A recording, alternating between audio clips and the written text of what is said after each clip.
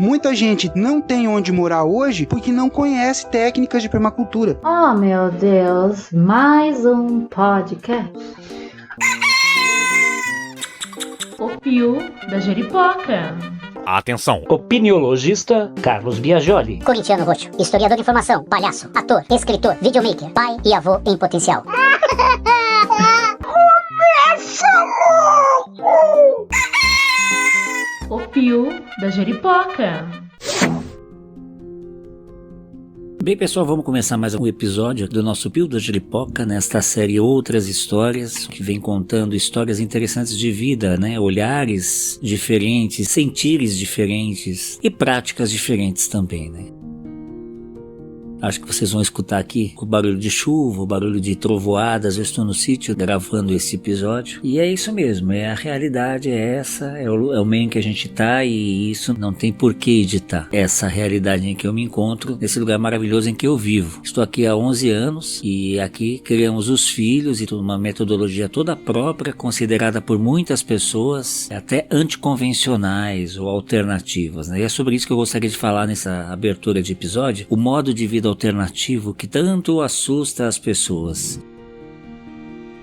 Como sabem, eu tenho 56 anos, eu venho de uma época que viveu muito proximamente o eco da revolução hippie, que na verdade, se a gente for estudar mais atentamente, vai saber que não passou de 10 anos apenas, o período áureo do movimento hippie. E o que veio depois foi várias tentativas de resgate e principalmente formas de lidar com o contra-ataque que o capitalismo fez àquele tipo de proposta trazida por aquela geração naqueles 10 anos, né? Ataques esses que eu posso exemplificar aqui com o mais famoso deles, né? O capitalismo, quando quer acabar com algo, ele transforma aquilo em grife. E isso por um lado, na melhor das hipóteses. Por outro lado, demoniza, vilaniza. E aí a questão do sexo, drogas e rock and roll foi um pretexto e tanto para que aquilo viesse a ser desmontado, demolido, né? Implodido. E muitas das coisas que vieram na sequência realmente mostraram uma certa razão. Por exemplo, a questão da eclosão da AIDS, né? Que veio muito por conta de todo aquele movimento de sexo livre e tudo que vem embutido nessa ideia, que foi aos poucos se moldando dentro daquilo que hoje a gente considera convencional, vamos dizer assim.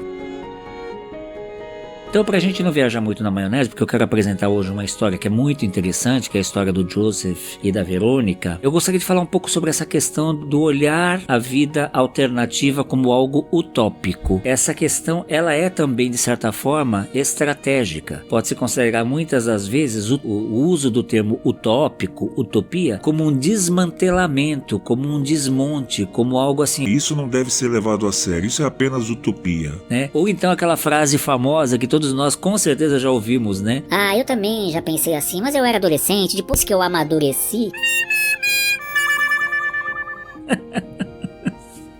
Não é? Aí então com isso a pessoa já desqualifica o interlocutor, colocando num lugar mais infantiloide, né? Eu não quero usar a palavra infantil em respeito à criança, que é uma fase muito rica da gente, que é quando a gente está ainda muito mais próximo da nossa própria essência, né? Mas isso é uma estratégia muito utilizada, né? De desqualificação do outro, né?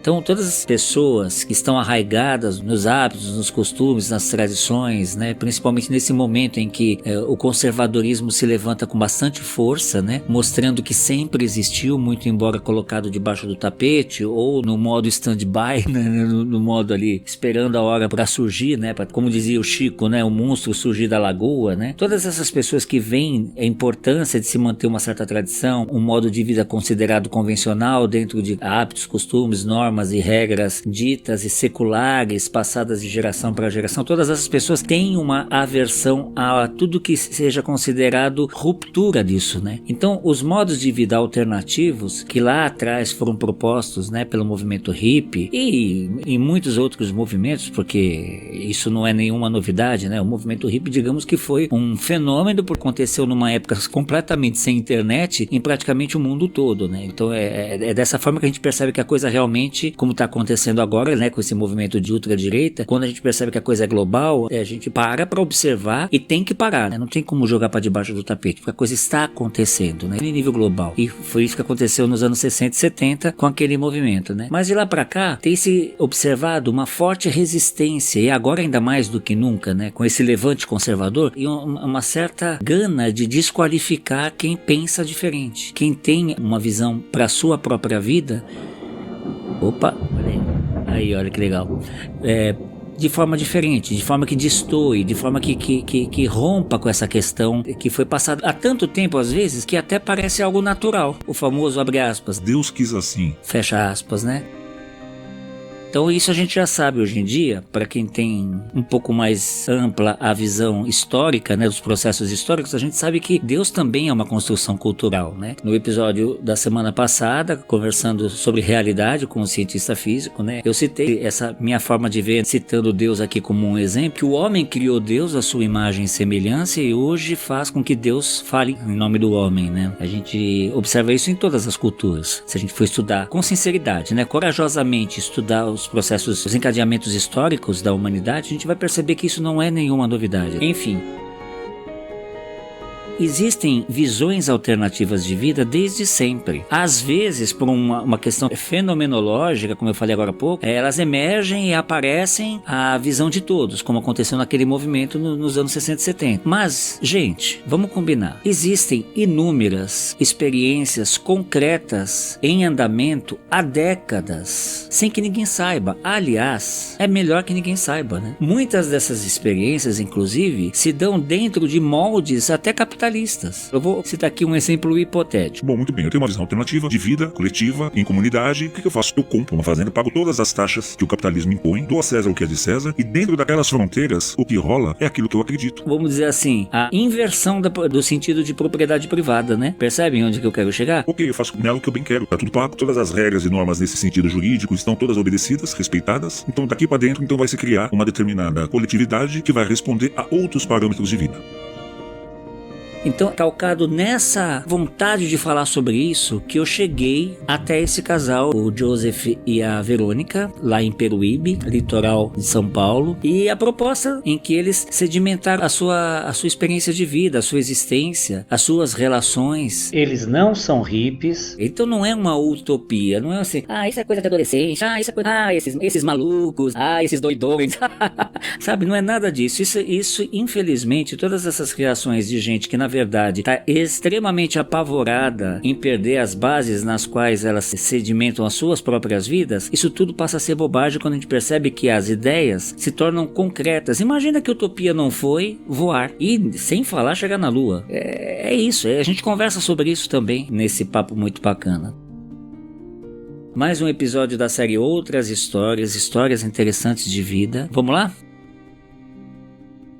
Então, Verônica, conta pra gente aqui, quem sois vós? Bom, pessoal, prazer. Meu nome é Verônica Pilar Espíndola, sou esposa do Joseph, sou formada em turismo, com ênfase em ambientes naturais, tenho 2 pós-graduações e atualmente sou terapeuta holística, mestra Reiki. Eu sou um empreendedor, de processos, pescador, artesão, já trabalhei na construção civil como encarregado de obra, já trabalhei como alpinista industrial, prestando serviço para Petrobras, já dei aula no estado do Mato Grosso do Sul pela rede estadual e pela rede privada, dei aula no Paraná em universidades, fui militar, venho da roça, da fronteira oeste do Brasil, sou de Ponta Porã, minha terra querida, e tô aqui no extremo leste. Se a gente pegar o paralelo, aliás, o meridiano, vai dar certinho, a gente tá no mesmo paralelo. Bom, só assim, onde que eu conheci esse casal? Conheci lá na aldeia, né? Conversando com o Devan e o pajé estavam lá. Eles não, no caso a Verônica estava lá, né? E comentou sobre o companheiro. E ela começou a falar assim, sabe quando você pesca um comentário no ar? Ela falou, o meu marido ele faz barcos em escala miniaturizada. Eu virei pra ela e falei assim, que nem bonsai. Eu querendo dar uma de engraçadinho, né? Falei assim, então é bonsai de barco, né? Foi isso que eu falei, né? É bonsai de barco. Aí ela virou pra mim e falou assim, sorrindo, ela falou assim, sim, inclusive ele também desenvolve bonsais. E aí, como eu sou um apaixonado por bonsais, até agora diletante, nenhum bonsai bem sucedido. Eu espero que esses que eu tô levando daqui pra lá, agora o presente dele, desenvolvam dentro da cultura do bonsai, que nós vamos conversar daqui a pouco. Mas foi assim que eu cheguei até aqui para esse papo, porque eles vivem uma ótica completamente diferente dessa que a gente está acostumado e acredita ser a única existente. Então eu queria que vocês falassem um pouquinho de como que é essa vida que vocês desenvolveram, como que tudo começou e como que tudo se desenvolveu. Bom, então vamos esquecer a parte que antes da gente entrar nesse modelo de vida, e vamos tentar deixar claro como é que a gente acabou aí sendo adotado pela permacultura e pela sustentabilidade, que na verdade a gente foi envolvido pelo processo, né? A gente acabou que a sustentabilidade acabou sendo a única escapatória pra gente dentro de um processo. A gente, depois de trabalhar alguns anos em uma grande empresa da construção civil, eu fui demitido da empresa, peguei uma quantidade em dinheiro que é o acerto de aproximadamente 6 anos de casa, descemos para o litoral, já dentro de um processo de compra de um terreno, dentro de uma imobiliária que levou a gente para conhecer o terreno, a pessoa levou, a gente comprou o terreno, nos deu a documentação reconhecida em cartório, com papéis de IPTU, documento do terreno, só que aí a gente estava construindo a casa e chegou alguém que se dizia proprietário, e de fato a pessoa era proprietário porque a pessoa que havia vendido o terreno pra gente era um estelionatário. É isso aí, a gente não estava preparado para a expertise do pessoal aqui da Baixada, né? E então a gente acabou comprando um terreno de outra pessoa. Perdeu a grana? Perdemos a grana, perdemos todo o investimento. A gente foi registrar na polícia, isso tudo, e aí a gente acabou descobrindo que as pessoas já estavam sendo procuradas, e depois algumas pessoas foram presas, envolvidas nessa máfia de venda de lotes aqui na Baixada, e a gente acabou assim, dando por perdido mesmo, e fomos despejados, né? Houve um processo de reintegração de posse. Aí nós alugamos uma casa, fomos pra essa casa, falo pra você, a gente fica desestabilizado emocionalmente. Depois disso, assim, a gente sofreu um impacto negativo muito grande. Como diz, a gente só vai pra frente quando tropeça. Eu acabei sendo envolvido pela pesca em alto mar aí. Os meninos da pesca me convidaram para trabalhar aqui em Itanhaém. Aí eu fui trabalhar na pesca, no mar, e conheci uma pessoa que conhecia uma outra pessoa que tinha a posse dessa área que a gente vive aqui. E que nos fez a cedência da área que a gente vive, com um compromisso que nós cuidaríamos da parte ambiental, que a gente ajudaria essa pessoa a cuidar dessa parte ambiental, né? Quando ele nos colocou aqui, ele falou, vou colocar vocês aqui, porque eu acredito que vocês vão me ajudar a preservar essa área, entende? E aí é o que a gente vem fazendo. Dentro dessa proposta, vamos dizer assim, de redução de impacto ambiental, a gente também, uma vez que você objetiva reduzir o impacto, você acaba economizando, porque para você provocar impacto, por exemplo, numa área ambiental, você tem que ir lá, fazer supressão vegetal, construir uma casa com material caro, e a gente fez o contrário, a gente limpou o espaço da casa, fez a casa com materiais de reutilização, as telhas, o madeiramento, só não os blocos, mas todo o restante do material que a gente utilizou para construir a casa já foi material reutilizado de outras construções, né? Material de demolição. Os móveis, todos os móveis nossos da casa são de madeira de demolição, madeira de barco que aparece na praia, a gente desmonta, traz, você pode ver os móveis, ou móveis que a gente acha nas caçambas também, a gente traz. Então assim, a gente acabou em um lugar onde o mercado de trabalho é deficiente, no momento de crise e no momento em que a gente não tinha para onde correr, a prancha de salvação foi a permacultura, a sustentabilidade, a bioconstrução, aquela ideia que eu estava falando para você da estética wabi-sabi, que nós vamos falar mais aprofundadamente. Dentro dessa lógica, a gente vem criando esse espaço que você está vendo aqui, que hoje é um espaço aconchegante, é que a pessoa chega aqui e se sente bem, porque está envolvido pela natureza. Ao contrário dos nossos vizinhos e de outras pessoas aqui na região que devastam a natureza, que devastam a vegetação com a ideia de gerar segurança, para nós aqui o que gera a nossa segurança é justamente a vegetação, entende? Porque a gente está cercado por ela. Então, por exemplo, até uma pessoa para chegar aqui, ela vai ter que atravessar essa vegetação, cara, e aí vai ser muito difícil ela não ser observada. É uma vegetação densa, né? Bem compacta, né? Bonita muito bonita mesmo. Por exemplo, chegamos aqui hoje, viemos visitar, conhecer, etc e tal, e chegou a hora do almoço. Almoçamos um macarrão que fazia tempo que eu não comia, e olha que eu sou macarroneiro porque eu sou descendente de italiano. Imagina, fecha o olho e imagina um macarrão delicioso. Agora multiplica por 10, você vai ter uma aproximação ainda inexata. Muito gostoso, uma galinhada, tal, eu só pedi pra não ver, né, a galinha sendo morta, tal, de tão natural que a coisa é, tal, porque eu sou daqueles que ainda acredita que a galinha já nasce no frigorífico do supermercado, sabe? Já aparece lá, etc e tal, já cortadinha, bonitinha e tal, né? E aí chegou a hora, assim, de repente a Cileia, minha companheira, falou assim, bom, vamos lá, quanto custa esse... Conta aqui, que resposta que vocês nos deram? É o que sentir, né? É o que achar que merece, né? Fala a verdade, tem coisa pior, gente. Imagina só, tudo que a gente der, a gente vai achar que não vale.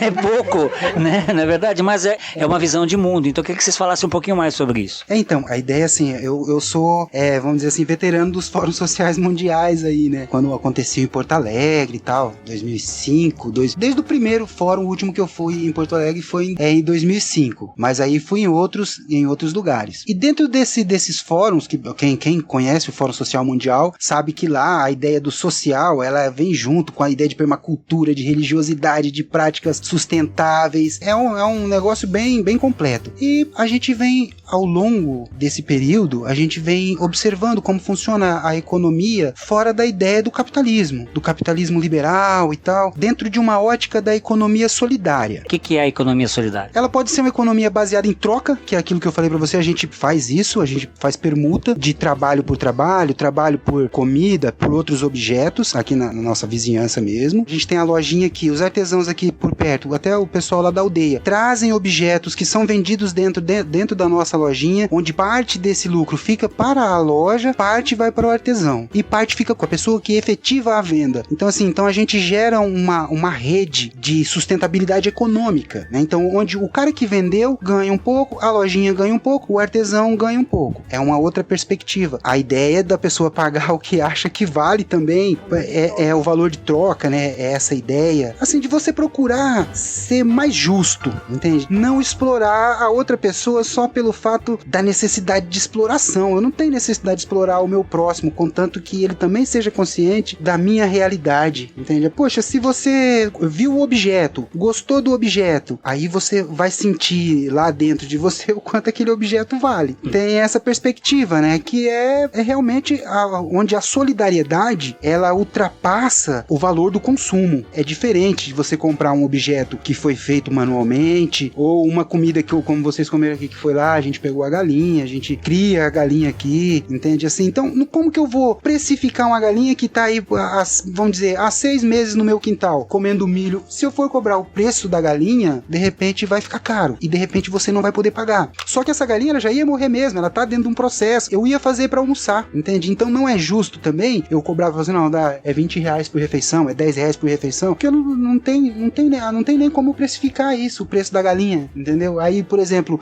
vocês trouxeram uma parte da refeição, aí como que eu vou cobrar só pelo fato de eu ter ficado ali? Então assim, aí eu vou ter que colocar dentro de uma outra lógica, que é a lógica que a gente não trabalha, que é a loja do tempo é dinheiro, aí vai ser caro. Aí vai ser caro, aí você não vai estar aqui, entendeu? E aí eu não vou ter o prazer de estar participando do seu podcast. Ok, muito obrigado. Eu que tô agradecendo, mas o que eu queria falar é o seguinte: vocês têm consciência que aquele outro ouvinte, tá vendo aquele outro ouvinte à esquerda, não, à direita ali? Se é que você me entende? Então ele já tá dizendo que isso aí é um absurdo. Isso rompe com a lógica capitalista do lucro, né? O lucro pelo lucro. Olha que absurdo. Então, mas aí isso, justamente nesse, vamos dizer, nesse fulcro que a gente entra, entende? No negócio do lucro, porque com certeza eu vou ter muito mais lucro com você saindo daqui satisfeito e entrando dentro dessa lógica, porque com certeza você vai sair daqui com isso na cabeça. Então, além do fato de você ter participado do meu dia, ter me dado o prazer da sua companhia, ter compartilhado uma refeição comigo, você vai levar a ideia. Então, a ideia nossa não é somente você trazer dinheiro, a ideia nossa é você levar a ideia, entendeu? Ó, isso é bonito.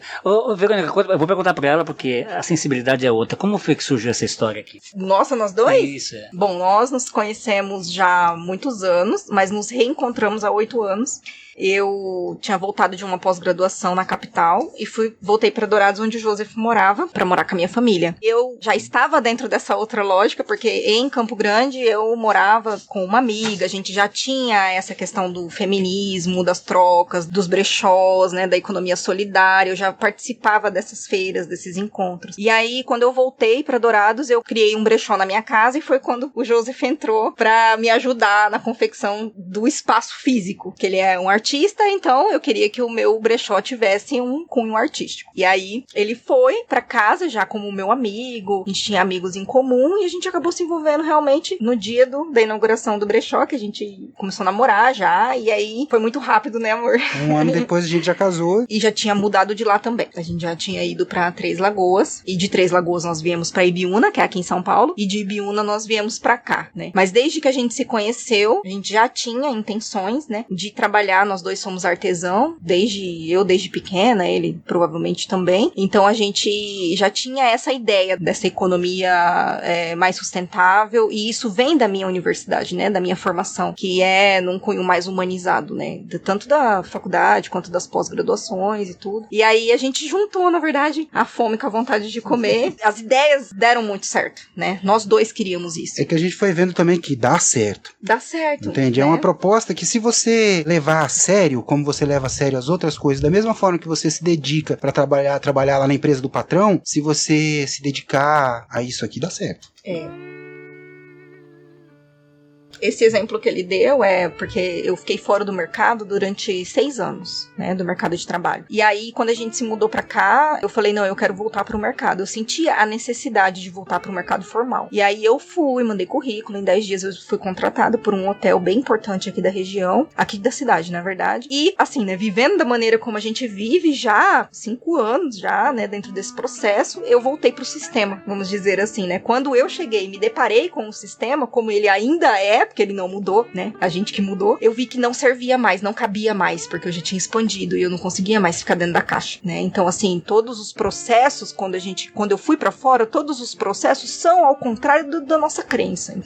Lá é o lucro pelo lucro. Lá né? é o lucro pelo lucro e a não devolução para o município, entendeu? E nem para as pessoas pra envolvidas. ninguém. Então, assim, quando o dono, o proprietário, o sócio, ele tem a visão do capital pelo lucro, ele não pensa no colaborador dele enquanto ser humano, né? Ele não pensa na natureza que ele tá utilizando, nos resíduos que ele tá depositando naquela comunidade, né? E essa pessoa, em especial, ela não gerava divisa pro município. Então, assim, ela só tirava. E aí eu fui vendo que esse não é um modelo mais, nem de trabalho, nem de vida e nem de sociedade que eu acredito, né? Então eu, enquanto gerente do estabelecimento, tinha que ter ações com os meus amigos que eram colaboradores dele, né? Mas eram meus amigos que estavam trabalhando comigo. Então, assim, o sistema é massacrante, né? Então a pessoa não tinha passe de ônibus pra ir trabalhar. As pessoas que iam trabalhar lá eram pessoas que tinham que morar lá perto, porque a pessoa não aceitava o fato de que ela poderia passar um passe de ônibus, que é uma coisa mínima, é um direito do trabalhador. A gente que tá dentro dessa outra ótica, dessa visão mais holística, né, de que a gente pertence ao todo e que a gente se mudando e ajudando, a gente consegue fazer aquele trabalho de formiguinha, né? Aqui hoje é você, sua família. Amanhã é um amigo que você vai trazer. É um seguidor seu do podcast que se interessa pela nossa história, né? E aí eu falei, não, eu não quero isso. Então eu trabalhei 2 meses e meio, perdemos muito a nossa saúde nesses 2 meses e meio por conta disso, porque eu trabalhava 14 horas por dia, não tinha descanso, porque por mais que o sistema diga pra você, você tem um dia de folga, você não tem esse dia de folga, porque você tá na sua casa, mas você é responsável por aquilo. Vamos supor, eu saía de casa, eu moro a mais de 20 quilômetros do lugar. Então eu saía de casa às 6 da manhã, voltava às 8 da noite. Eu não tinha qualidade de vida alguma. Então, entre a qualidade de vida minha, da minha família e o dinheiro, que nem era tanto assim, né? Eu escolhi a minha qualidade de vida e a da minha família, né? E eu acredito que a partir desse meu movimento, eu também beneficiei as pessoas que estavam lá. Porque eu não queria que eu fosse o agente da desgraça deles, entendeu? Então eu falei, não, eu vou me retirar, porque eu não concordo, e vou deixar que siga o rumo, né? Não seria eu a pedra no teu sapato. Com certeza certeza não serei eu. Então eu falei, vou voltar pra minha realidade, que me cabe, né? Que eu caibo dentro desse universo. Então dentro desse universo a gente vai fazer a nossa diferença. E você trabalha aqui também, agregou a terapia, algumas terapias, não é isso? Isso. Aqui hoje nós somos, o nosso espaço chama Jundu Hospitalidade e Arte, porque a gente trabalha com a hospitalidade em todos os níveis, né? Tanto camping, quanto recepção de eventos, quanto o pessoal que loca, assim, o espaço, vamos dizer assim, avisa, não é nem uma locação, é mais uma reserva, tipo, nós vamos e vamos com tantas pessoas, e aí a gente faz esse trabalho todo, tem passeio turístico, tem a visita na aldeia, né? Aí a gente vai começar agora com as vivências, tem a trilha, que é a trilha aqui, que é uma trilha, chama Trilha Caiçara, a gente batizou ela, que tem banho no rio, e aí a gente tem também as terapias, né, que são a terapia holística, que eu trabalho com o Reiki e com os cristais,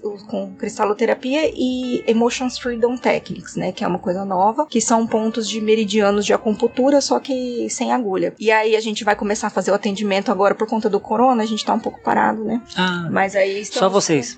Estamos com esses atendimentos online, né, do Reiki, que ele é possível de enviar à distância. Mas os projetos são muitos pra cá, né, pra esse espaço, até mesmo com a Cileia, com você, com o Devan, com todos, né?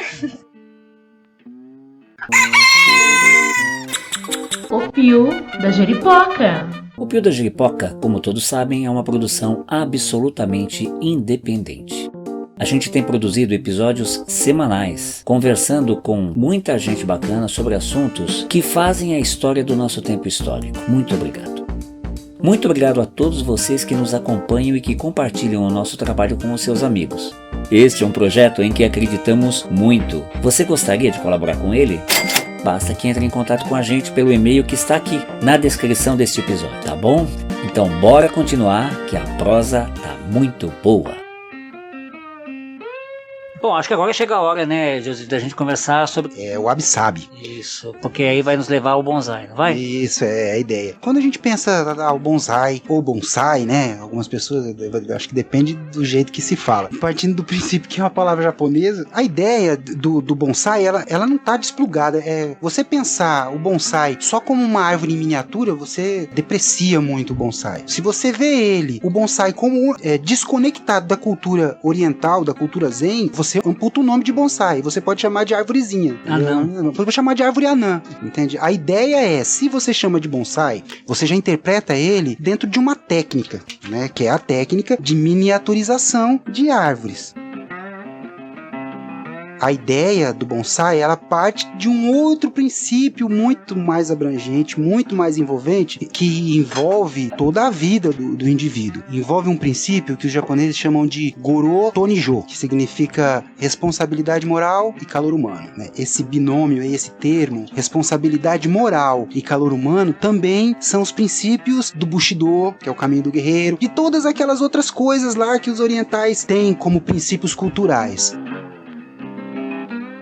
A ideia do Wabi-Sabi é uma estética baseada na necessidade de coexistência do indivíduo humano com o ambiente, com o meio. Porque a partir do momento que a gente se identifica como humano, a gente tem uma tendência a não se identificar como natural, como parte integrante do meio. Só que é ao contrário. Nós somos animais, nós dependemos do meio. A gente não vem de outro planeta, a gente nasce aqui, cresce aqui, as nossas necessidades são baseadas na natureza. Acontece que a gente parece que vai esquecendo disso à medida que o pensamento ocidental, judaico, cristão, capitalista, todo esse invólucro ocidental dentro do qual a gente vive, nos desconecta da natureza. O Wabi-Sabi, ele é justamente isso. Ele é o interstício, ele é o meio, é o líquido, é o amálgama do indivíduo ao ambiente. Então, assim, dentro desse meio é que você vai desenvolver a estética do Wabi-Sabi. É você saber aonde é que termina o seu direito de destruir ou de suprimir a vegetação, você saber que você não tem necessidade de cortar aquele mato ali, porque aquele mato não está te atrapalhando, a natureza é sábia e por isso ela colocou aquele vegetal naquele lugar, por isso que aquele matinho está nascendo naquele lugar. Se você não tem a necessidade de ir lá e suprimir ele, aí é onde funciona o lance da estética Wabi-Sabi. Ela vai contra a estética da grama aparada, entende? De que você tem que trazer uma planta exógena para que ela fique bonita nesse lugar. Rastelar.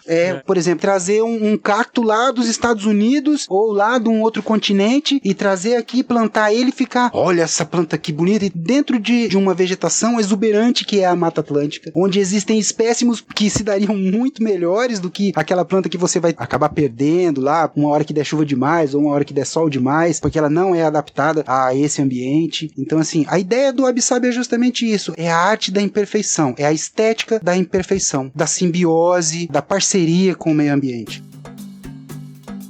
Você pode observar aqui, a gente planta a orquídea, onde que a orquídea gosta de desenvolver naturalmente? No tronco da árvore. No tronco da árvore. Então, se a orquídea gosta de viver no tronco da árvore, por que é que eu vou pegar ela e colocar dentro de um vaso e colocar pedaços de tijolo, sei lá, e tentar fazer ela se desenvolver dentro de um outro ambiente? Porque vai combinar com o abajur. Exatamente. Aí essa... Eu vou tirar ela e colocar dentro da minha sala, né?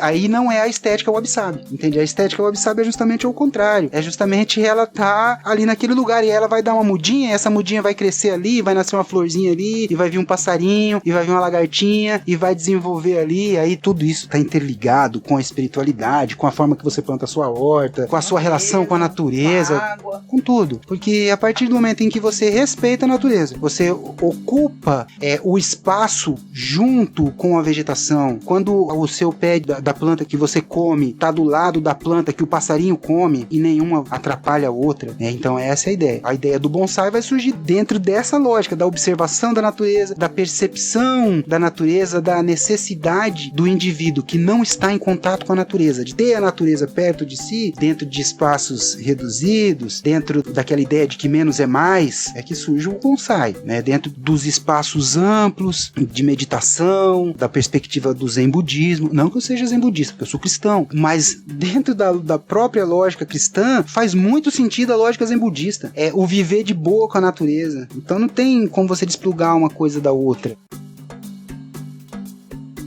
Eu também acredito que todas as crenças são páginas do mesmo livro, né? Dizem a mesma coisa para pessoas com entendimentos diferentes. Então, se a gente consegue ter essa percepção, a gente consegue paz, né? Paz, um pouco mais de paz. Como que surgiu o bonsai na sua vida? Um castigo, né? Eu fui militar, fiquei 8 anos no exército, e eu tive um comandante que depois de cometer uma determinada infração lá, eu sofri uma punição. Essa punição deveria ser alguns dias na cadeia, né? Preso. E aí o que aconteceu? O meu comandante, ele fez uma reavaliação da minha personalidade, aquela história. Algumas vezes você é levado a algumas situações, e você não avalia as consequências, e até por força da juventude, a impetuosidade da juventude leva a gente a cometer algumas coisas que depois a gente se arrepende. E nesse caso, a minha punição, eu deveria ter tomado, como se diz lá no quartel, uma cana, e acabei ficando detido na unidade por 60 dias. E aí, nesses 60 dias que eu fiquei detido, esse meu ex-comandante, né, hoje ele tá cumprindo uma missão fora do Brasil, inclusive, ele falou, a unidade tinha ganhado uma meia carga de açaís, de mudas de açaís, e esse cara, ele curtia muito bonsai, entende? Ele gostava da ideia, ele falou assim, ô guerreiro, seguinte, a partir de agora, meu irmão, negão, tu vai encher esse quartel de bonsai, eu quero ver bonsai em todas as salas, eu quero ver um monte de bonsai, tá vendo essas árvores aí? Tu vai pegar agora, negão, e vai transformar todas elas em bonsai, entendeu? Tá aqui, ó, tá vendo esses papéis aqui, ó? Aqui tem explicando tudinho como é que faz bonsai, entendeu? Sim, senhor, entendi. Aí foi assim que eu aprendi. Eu vi o comandante agora.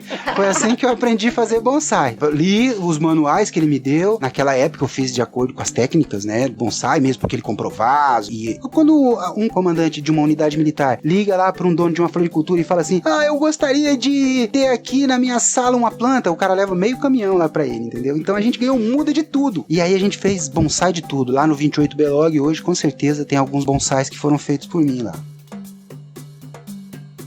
E também tem lá no meio do mato muito açaí plantado, porque eu acho que eu plantei foi longo. Foi, andei muito com mochila cheia de muda de açaí, andei muito atolado no brejo pra plantar açaí. Seu negão, é o seguinte, esse negócio gosta de ambiente molhado, negão, beira do rio, planta isso aí na beira do rio. E aí eu plantei. Lá vai o negão pra beira do rio. Foi bem interessante, lógico. Cara, foi uma punição que hoje eu não vejo como punição, entende? Porque ele teve uma puta sacação também, né, de que você agiu de determinada determinada maneira que não era um delito, e na verdade era uma reação. Eu nem faço ideia do que tenha sido, mas já consigo entender que foi uma reação a algo do qual você não concordava, não considerava correto, sei lá, algo do gênero. Então ele percebeu isso. Você me disse que até teus colegas também já tinham percebido isso. Sim. Transformou aquela necessidade de penalizar em algo produtivo. Melhor do que ficar 60 dias trancado na cadeia só comendo e fazendo cocô e xixi. Sim, exatamente, dando despesa para a unidade, né? No caso lá, a unidade de próxima fronteira, né? Então, assim, eu acho que essa era uma medida adotada pelos comandantes, até como uma forma de não criar no militar uma rejeição pela força, né? Se você comete um delito, vamos fazer uma análise disso aí, como é que é. Então, assim, muitas vezes as pessoas, eu acredito que ainda deve ser uma prática, os comandantes transformam prisão em detimentos na unidade, né? Assim, a prisão é pra ser tantos dias, aí o cara, por exemplo, é pra ser um dia de cadeia, ele transforma em 3, 4 de pernoite ou de detenção na unidade, e a pessoa fica ali executando as atividades, ao invés de ficar lá trancado no xadrez, onde é traumatizante. E pra unidade também não é legal, você tem um profissional que você precisa dele, mas o cara tá preso, né? E ele pode estar aqui trabalhando. Então, assim, dentro dessa lógica, eu acho que até hoje, provavelmente, eu acredito que seja uma prática dos comandantes de transformar, eles atenuam, né? A pessoa vai lá, o cara foi pego, por exemplo, o militar foi pego sem parte do uniforme na via pública. Pô, é um delito, não chega a ser um crime militar, mas é uma transgressão militar. Aí o cara deve tomar lá 2 dias de cadeia. Aí o comandante transforma isso em 5 dias de detenção. É serviço comunitário, praticamente, né? Seria mais ou menos isso, só que é dentro da própria unidade. Bom, eu queria saber assim, se tem alguma poesia, algo que vocês curtam muito, vocês dois, uma música, alguma coisa que simbolize, que emblematize essa ótica, essa ótica e essa ética de mundo que vocês abraçaram. Existe alguma coisa que vocês pudessem compartilhar aqui com a gente?